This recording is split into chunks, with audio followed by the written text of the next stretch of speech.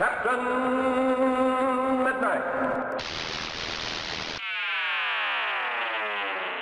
This video was brought to you by Brilliant.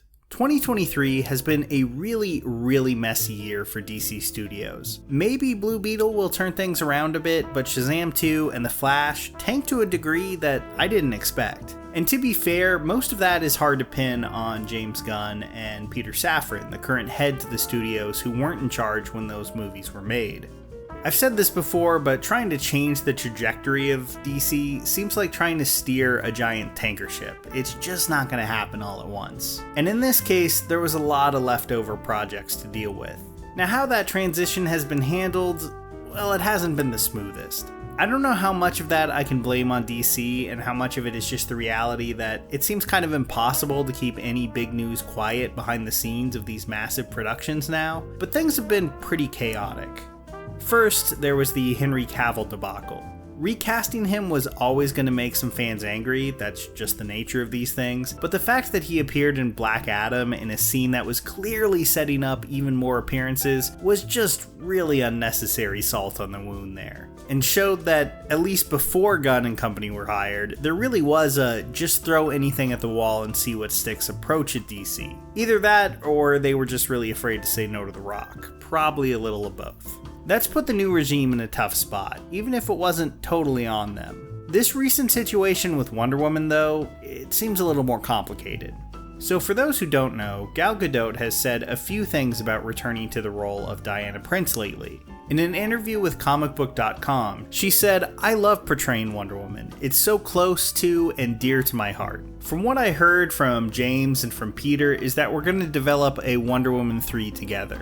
She went on to get even more specific with her profile in Flaunt magazine, where she was quoted as saying, "I was invited to a meeting with James Gunn and Peter Safran, and what they told me, and I'm quoting, 'You're in the best hands. We're going to develop Wonder Woman 3 with you. We love you as Wonder Woman. You've got nothing to worry about. So, time will tell.'" Seemed pretty straightforward. Gadot was confident she was returning as Wonder Woman, or at least was going to be highly involved in some way. DC Studios, through anonymous sources speaking to Variety, have said this isn't the case, saying nothing was ever promised to Gadot regarding Wonder Woman 3, nor was there any definitive discussion of Gadot's Wonder Woman continuing with the new DC universe. I'll put a link to that article in the description, but what it's all added up to for fans is a lot of questions and even more speculation. To join that choir of speculation, my assumption here is that Wonder Woman will be recast in the new DCU. With the recasting of Superman and Affleck out as Batman, I just think it makes the most sense. But people who want Gadot back do have a semi-compelling case to make here, honestly. Robert Pattinson's Batman has been kinda grandfathered in, presumably as an Elseworld movie alongside another Batman in Brave and the Bold. Now, he was never part of Snyder's universe, but it does at least show that the new DC is willing to carry over some things from the old, as does Joker.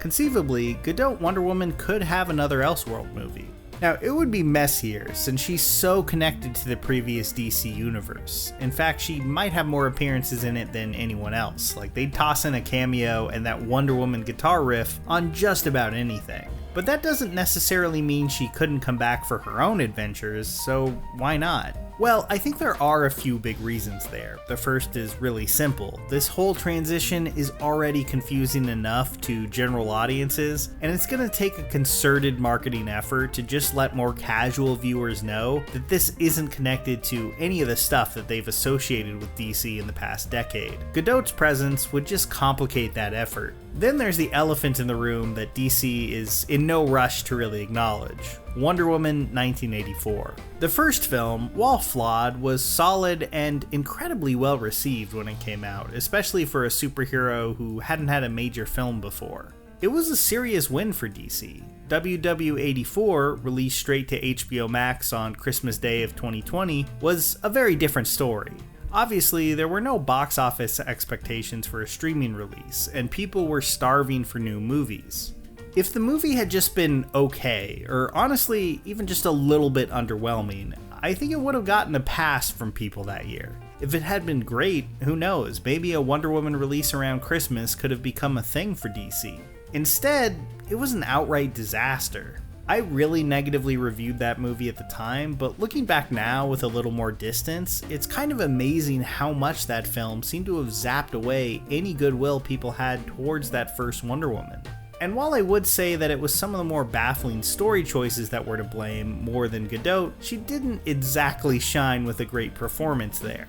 Now, I don't think she's great in the first movie either, but the sequel's lighter tone played against whatever strengths that she has as an actress. Even her appearances in Shazam 2, and especially The Flash, just felt stiff and awkward. Now, I think she had some nice moments in the Snyder Cut and that first movie, but overall, and with the benefit of hindsight, I think she's too limited as an actor to fully bring to the screen the Diana of the comics. Now, I don't want to seem totally unfair here, and I know those recent DC movies aren't exactly anybody's best acting showcases, but I haven't seen a performance outside of those films that has really convinced me that she has another level as an actor that they failed to tap into. Honestly, she's probably better in Wonder Woman 1984 than she is in Death of the Nile, and that's really not a great sign. My point here is to not just say bad things about Gadot as an actor, even though as someone who sat through Red Notice, I do feel pretty entitled to do that, but to outline all the reasons why they may not want to bring her back. The first Wonder Woman connected in a big way, and no one can take that away from the film or from her.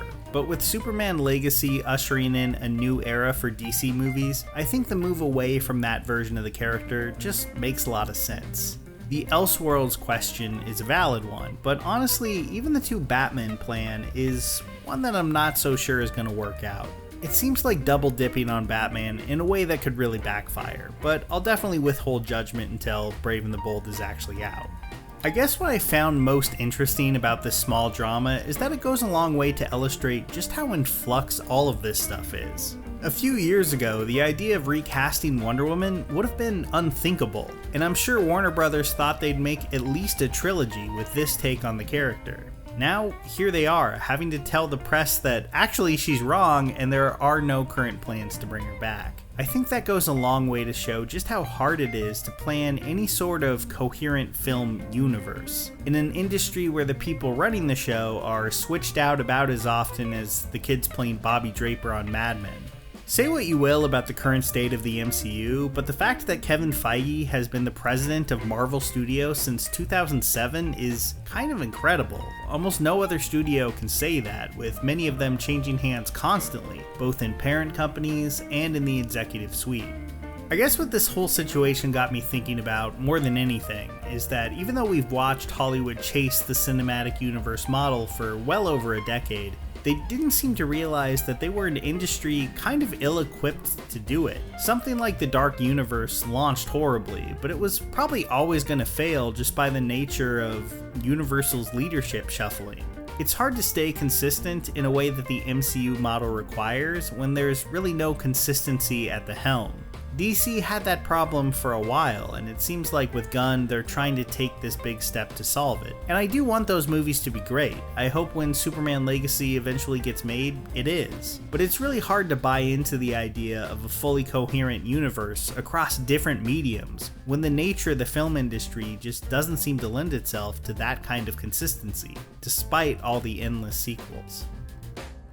So often lately, it feels like there isn't enough time in the day. I know for a lot of people out there, having more than one job is just a baseline necessity, and it often feels like there isn't time for anything else. If you feel that way, but also don't want to just quit learning, Brilliant might be the perfect fit for you. Brilliant helps you tackle math, science, and computer science concepts like AI and neural networks in a painless and even fun way.